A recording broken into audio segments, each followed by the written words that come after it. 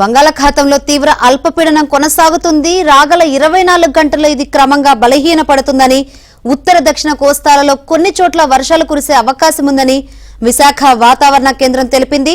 మరోవైపు తెలుగు రాష్ట్రాల్లో చలిగాలులు పెరిగాయి. నైరుతి మరియు పశ్చిమ మధ్య బంగాళాఖాతం మీద ఆవరించి ఉన్న వెల్ మార్క్డ్ లో ప్రెషర్ ఏరియా నేటి ఉదయానికి వెస్ట్ సెంట్రల్ అంటే పశ్చిమ మధ్య బంగాళాఖాతము, దాన్ని ఆనుకొని ఉన్న నైరుతి బంగాళాఖాతం మీద అనగా దక్షిణ కోస్తా ఆంధ్రాకి, ఉత్తర తమిళనాడు తీరానికి ఆనుకుని ఉన్న ప్రదేశం మీద ఆవరించి ఉంది. అది రానున్న 24 గంటల్లో బలహీనపడి అల్పపీడనంగా మారుతుంది.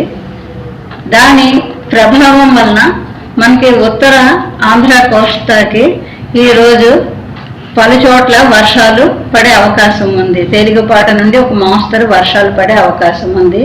దక్షిణ కోస్తాకి కూడా తేలికపాటి నుండి ఒక మోస్తరు వర్షాలు పడే అవకాశం ఉంది. ఆ విధంగానే రానున్న 24 గంటల్లో 1-2 చోట్ల భారీ వర్షాలు ఆంధ్ర తీరానికి పడే అవకాశం ఉంది. అవి శ్రీకాకుళం జిల్లా, విజయనగరం, పార్వతీపురం మరియు దక్షిణ కోస్తాలో నెల్లూరు జిల్లా మీద భారీ వర్షం నమోదయ్యే అవకాశం ఉంది.